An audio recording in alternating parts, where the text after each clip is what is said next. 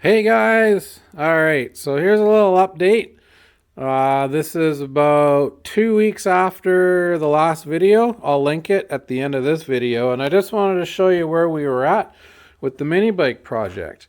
So I was able to pick out the seat I wanted, and it's this Honda seat. I think it's off a Shadow or it's off something, but it fits the frame good, and it's not going to be too difficult to make a suspension seat with a spring back there. We've got these tabs we can mount on something, and we can lift the back end and have a little bit of suspension. So I think that seat's going to work out good. I was going to use the Harley Davidson seat down there, but right there, but I think I'm going to go with this seat. It fits better.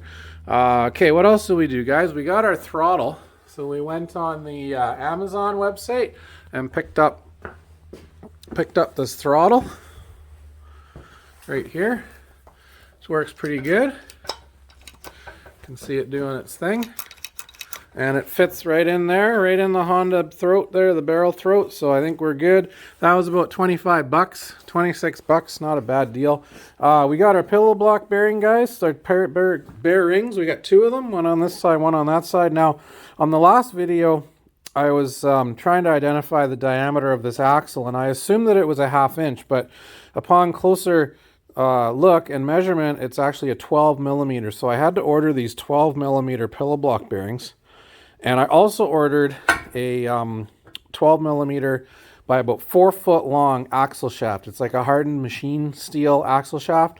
So I'm hoping that that'll work. That'll carry the weight of this thing, because I'm going to be like, I hate to admit it, but about 250.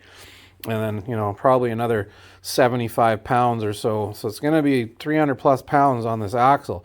I hope we don't bend that. We're going to find out. The other thing I found, guys, right down here, in the last video I was showing you that the dropouts were mismachined and this wheel sat crooked, but as you can see now, it's pretty damn straight. What I did was I made a pair of steel plates on the drill press down there at the other end of the shop, and I drilled these holes, and then I set them up so that this wheel was even. So I just tacked them on there. They're kind of just stuck there. And what we're going to do is we're going to put this together with a good welder once this thing is all buttoned and ready to be finally assembled. And we'll weld this on, and then this axle pushes right through, and it gives us a nice straight wheel line. I found a Harley Davidson headlight. So that's loose. I haven't screwed it down too tight. Found some nice stainless screws. Installed that headlight. So she's going to have a little headlight on her. We'll put a switch on there. It's going to have a battery, guys, because this motor charges. It's got an electric start. In all the videos about this, I've been telling you this is a 90. I'm wrong. It's a 70. I found the stamp on the side of the motor. It's a CT70 or a C70. Not exactly sure which, but 70cc, not 90cc. We're going to tidy up the wiring. I kind of went through this wiring and figured out what does what and where things go. And all of this is extra wiring. We don't really need much of it. So we're going to tidy all that up, build a little battery box under the seat here. And we're going to put all that stuff inside the box so there's no wires hanging off the thing. It's going to look real neat and pretty. What do we got going over here on this side? Oh, the chain. What a nightmare. So this is the sprocket off the little motor. It says 428 pitch. That's the one that sits right there. And I had this chain here, guys, which does not fit this sprocket. Once you get it wrapped around,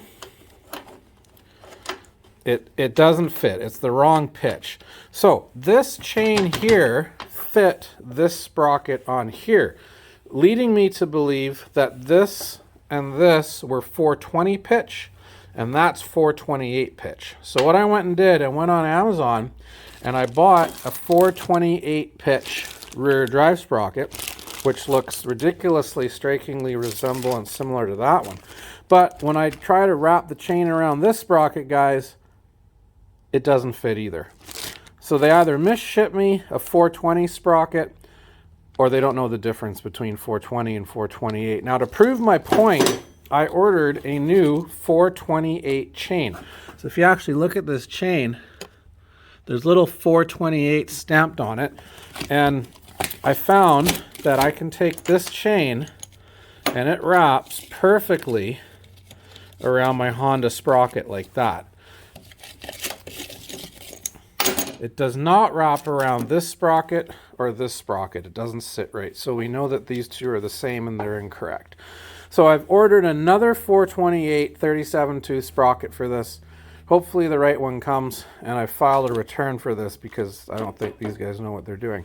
So back over to this side, there's not much else really to show or talk about. There's our cool suicide shifter right there. Maybe the brake caliper I can show you guys. So this is the brake caliper off the super mini bike that these wheels came from. And to my surprise, it actually works. So what we're going to do when we get around to welding in these dropouts, I might have showed this in the last video, I'm not sure, but what we're going to do is we're going to actually make a bracket, and we're going to mount that right there. We're going to weld a bracket to that fork, and then this hose is going to run up to the right hand side lever, like on a motorbike, where your right side is your front brake. We're not going to have anything on the left side because that would be your clutch, and we don't have a clutch on this. This is semi-automatic, but I am thinking I'm going to put some kind of a foot brake pedal here that you can hit with your heel when you're riding along to actuate that rear brake, because that's a drum brake and it's actuated by a rod, not hydraulically. So I'm probably going to find some kind of a pedal that you can hit with your heel to use the rear brake. And then the front brake, like I said, this cable's not long enough, this hose, so I went on the same website, Amazon, you should check it out, and I picked up a 4-foot version of this hose. It's on its way. It hopefully should be here by next week, and then we can get the brake kind of mocked up. Other than that, so I'm just waiting for the rear axle shaft, and then this thing will roll. Then I'll figure out how to mount these. I'm not sure if I'm going to use these brackets that somebody already built. They kind of do line up. However, I'm not going to be able to get a bolt or a nut down in there, obviously. So we're going to figure that out. That'll be the next little project, is how to get this rear wheel mounted. I also don't want the rear wheel so high up that this thing is completely raked out. It's already got a little bit of a rake to it. And if we mount that axle through there, we're going to add more. So I don't know. We'll figure it out, guys. We might have to mount those pillow block bearings underneath or on the inside. I'm not too sure. We'll figure that out in the next video. But I just thought I'd show you that for a little update on how this project's coming along. Hit the subscribe button so you see the next video. Hopefully another week or so. Maybe we'll get this thing to where it'll kick over and make some noise. Thanks for watching.